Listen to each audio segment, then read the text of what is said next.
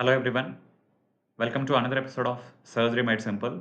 In this video, we're going to discuss about Frey syndrome. So it is just one of the complications of paroidectomy. I told you we can remember the complications of paroidectomy with the help of a mnemonic 5 Fs.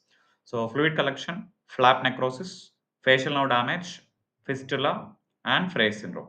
So the last one, we are going to see the last complication that is nothing but Frey syndrome. Okay, right. So whenever you are going to study about a particular disease, you can remember it under four headings: introduction, etiopathogenesis, clinical features, and management. And again in clinical features, symptoms, signs, and in the management part, investigations, treatment. Right. So we are going to see a little bit discussion about Frey's syndrome. So the first one is to understand what is Frey's syndrome. We need to understand a little bit about nerve supply of parotid gland. I told you it is a major salivary gland, and the sensory supply to parotid gland is by auriculotemporal nerve. So you can see here, this is the auriculotemporal nerve we have, which is a branch of mandibular nerve. Right. Next, coming to autonomic nerve supply, again it is of sympathetic supply and parasympathetic supply. Sympathetic supply is through superior cervical ganglion by the plexus around the external carotid artery. So this is the plexus we are having, and it is through T1 spinal segment. Coming to parasympathetic, it starts at the level of inferior salivatory nucleus. I told you parotid is the signal comes from inferior salivatory nucleus, whereas submandibular gland gets its signal from superior salivatory nucleus. From the inferior salivatory nucleus, the first thing that will get carried this carries the signal is glossopharyngeal nerve. Then is your tympanic branch. Then it forms the plexus in the middle ear, that is nothing but tympanic plexus. After that, lesser petrosal nerve takes the charge, and it will land up in one important ganglion called otic ganglion. Otic ganglion.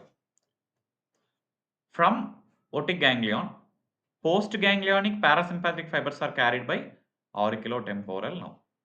Okay, so it is preganglionic, postganglionic. Preganglionic you can remember with the help of a mnemonic GTL Legert law. So G for greater auricular nerve, T for tympanic plexus, then tympanic branch, L for lesser petrosal nerve, A for auriculotemporal nerve. So GTL is your preganglionic parasympathetic, auriculotemporal nerve has the postganglionic parasympathetic fibers, right? So this is the basic anatomical preliminary point we need to understand. Now coming to Frey syndrome, what is the basic mechanism of Frey syndrome? Let's say for example, a patient underwent a superficial paroidectomy. So you have got a facial nerve, fasciovenous plane of pate. So this is the facial nerve you have. Then you have got retromandibular vein. So all the part superficial to the fasciovenous plane of pete we have removed. Now this deep lobe, whatever the deep lobe that is present here, whatever the postganglionic parasympathetic fibers carrying by the auriculotemporal nerve, once you have removed this portion, what is there directly after the surgery? It is the skin. So this is nothing but your parotid bed.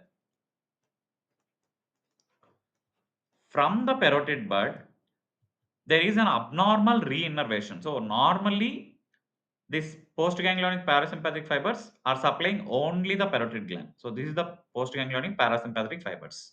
And the skin over this area, generally it is having its own sweat glands. Now after the surgery, what is happening in few patients, there is an abnormal reinnervation. So you can follow this. This is the abnormal reinnervation going to the sweat glands in this particular area in the parotid bed region. So why is this mainly happening? Because of the faulty reinnervation. Faulty reinnervation. Faulty reinnervation is happening from where? It is from the auriculotemporal nerve. Postganglionic parasympathetic.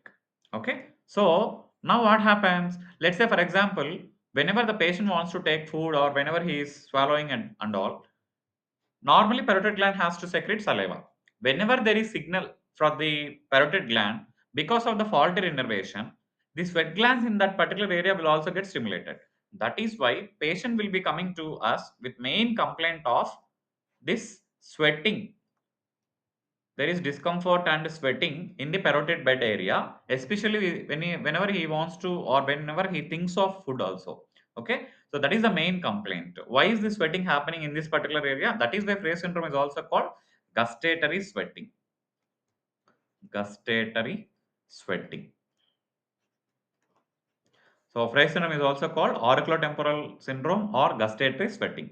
So this is the main important mechanism related to Frey syndrome, right? Next. So how will you diagnose this particular Frey syndrome? One, you can go for something called starch iodine test. So you can see in the picture, initially we will paint that particular area with iodine. After painting the area with the iodine, and you need to stimulate the salivary secretion, you will give something for the patient to eat, so some candy or some other lemon juice, etc., or whatever it is. So once there is stimulation of the parotid gland, then you can observe the sweating in this particular parotid area. That is why the sweat, whatever the liquid that is developing here, it will form a starch iodine reaction, and you can see here bluish discoloration.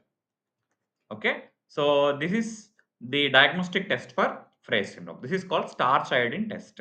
Now, what is the treatment for this? Initially, basically, it is happening because of the direct adjacent area of the parotid bed and the overlying skin. Now, to prevent this, what can we do? We can place something to fill that gap between parotid bed and the overlying skin. So what can we use to fill that gap? One, we can use sternocleidomastoid muscle flap or temporalis facial flap, or you can go for something like an artificial. It is nothing but acellular dermal matrix. So acellular dermal matrix can be kept between the parotid bed and the overlying skin. Or already the patient has got Frey syndrome, how can you treat it? Means usually you will start with conservative or medical treatment. So you can start with antiperspirant like aluminum chloride. Sometimes anticholinergics can also be used. So one example is your glycopyrrolate. Then if the medical treatment doesn't work, you can try injection of botulinum toxin into that affected skin. But the problem with botulinum toxin is it is just temporary. There is a very high chance of recurrence. And the last resort is denervation of by tympanic neurectomy. We will just go there and you will divide that auriculotemporal nerve branch, and you will separate that particular nerve. That is called Jacobson's neurectomy. Okay. So that is the last resort. So this is about Frey syndrome. Thank you.